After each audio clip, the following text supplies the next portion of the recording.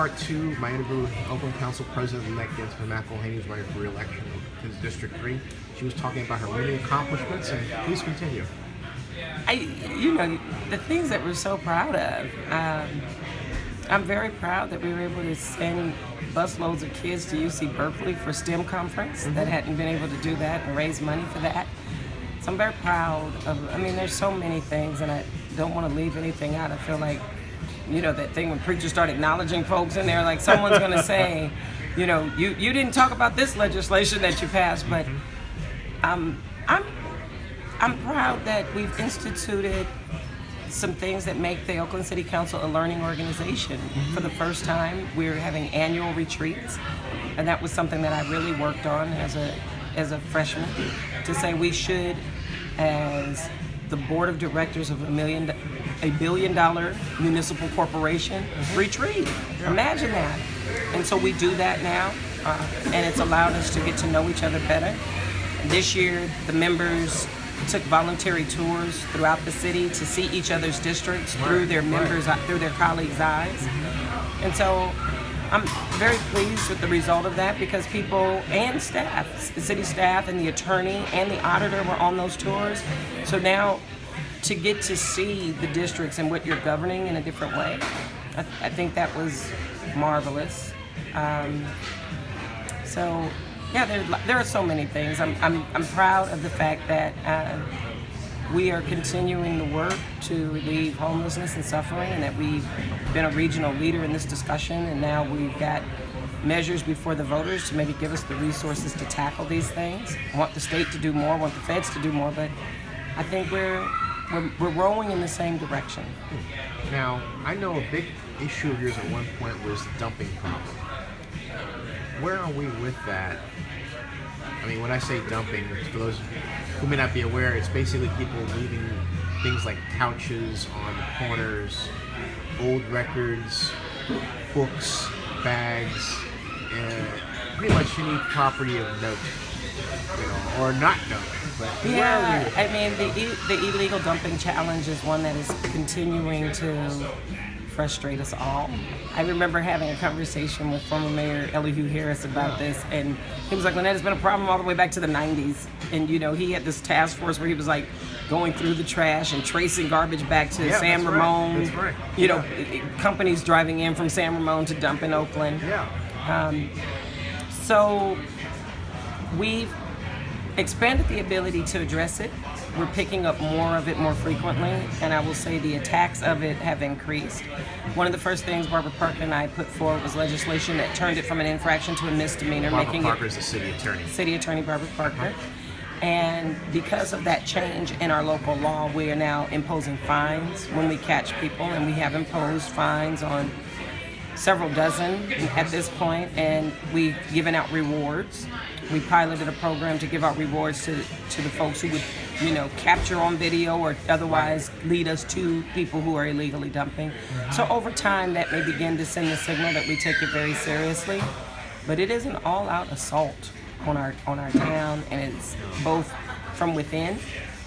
We find that a lot of small, we call them handy people, will do small projects, construction projects, and they will charge the owner for taking things to the dump, but they won't actually take it to the dump. They'll dump it on our streets. And so we're looking at some regulation around that, whether or not we should regulate people who can carry loads within the city. And we found a way to do it. The question is, how can we enforce it? And we're still working on strengthening our enforcement apparatus on a number of other things, so I don't know that it would be timely to add that at this point, but we're going to continue to work at it and just encourage people to use the tip line, use See-Click-Fix to alert us to where dumping is. We added it to the base franchise. Waste Management is picking up 25 loads a day, and our own public works crews, and lastly, the 2 budgets that I've led, we've added illegal dumping crews. So again, getting it out, is just so much more of it. Right. Hey, so where are we with shifting gears to West Oakland? Oakland Global and the whole multimodal. Tell my viewers where we are and what that is for those who may not know. So the port lands adjacent to the port were once the Army base. And when the Army decommissioned the base, they gave us the favor of giving us confusing maps, and they awarded a portion of those lands to the Port of Oakland. You're very kind. And the other portion to the city. And so, for some time, the city and the port have had some difficulty reconciling these shared borders and a common vision for the port lands. What's powerful about it, though, is that we're one of the few full-service ports that has this kind of land immediately adjacent to it. And the vision now is to turn these lands into a mix of industrial uses, including port-serving industries, state-of-the-art warehousing, which we believe, as Oakland Global gets off the ground, will reduce the amount of diesel emissions of tracking things from the Central Valley to our port for distribution to elsewhere in the country. And likewise, when we're bringing in imports from markets abroad, from South America, from Asia, that we will have the warehousing capability right close to us, which will make it a valuable proposition for companies to choose to ship through Oakland. This means tens of thousands of jobs and billions of dollars of economic opportunity that begin to flow through the city into the region. And it's really an important project. We're on time right now, managing the budgetary challenges that we have. As you can imagine, that land, some of it's bayfill. We've had to do some compaction. We've had to make sure the soil is ready. The Army didn't need city-level, state-level infrastructure, right? Because they set up these bases like temporary facilities that last 80 years, temporary. But we're putting in new streets, new sewer systems, new everything out there in terms of the infrastructure. Miles of new roads, and if you go out there now, it's beginning to really look beautiful. And in addition to the port serving industries, it's been very important to the residents of West Oakland that we move the recycling industry onto the port lands to actually contain it in an industrial area away from our neighborhoods. So custom alloys are going to be, they have a huge parcel that they're going to be taking over and moving there. And the California Waste Solutions will be moving out of the neighborhood on Wood Street and onto the Army base. And the Oakland Maritime Support Services, the trucking company that has helped us get trucks out of the neighborhood, will be expanding their operations on city land. So, is that Bill Booty? Or is that... Yeah, Bill Booty. Yeah, so Bill got his problems worked out? So, did you help him with that? So it has been my job to make sure that we work through all of the issues, right? And, he's a good guy. And there are always issues. So when you say it's worked out, I'm like, yeah, it's worked out for today. And we will tomorrow will bring me some new challenge that we will have to address. But we stay on staff, and it's been remarkable that we've been able to accomplish as much as we have, given that we've had 6 city administrators, 8 deputy administrators, 3 finance managers, like in the course of 3 years. There's so much instability and turnover in the core administration, it makes it really difficult for Oakland to thrive.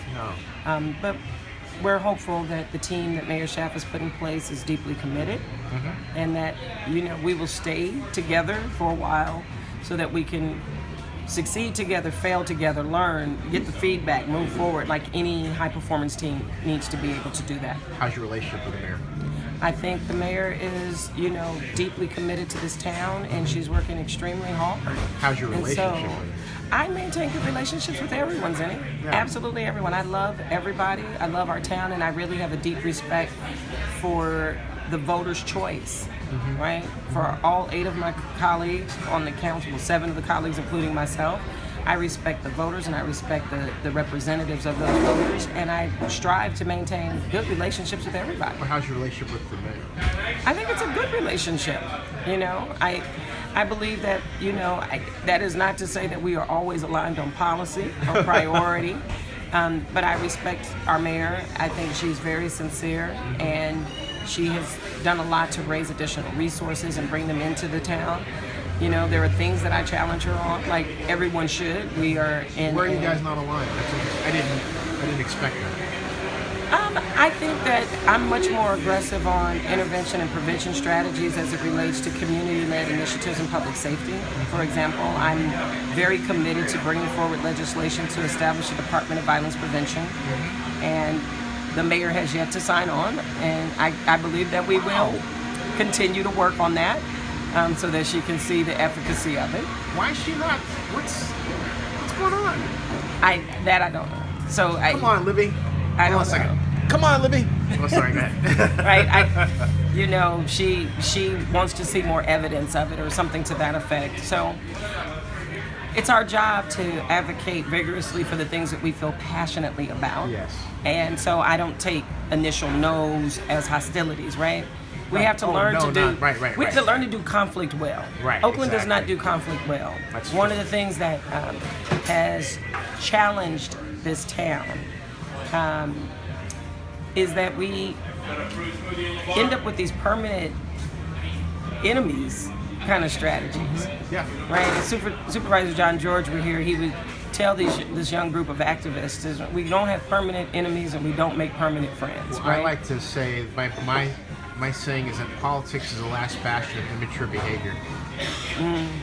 So, I think, whether we're talking our activists, our advocates, our community-based organizations, our unions, our elected leaders, I talk about shared leadership, shared responsibility. And so we all have to learn how to, move past, allow for people to learn and grow.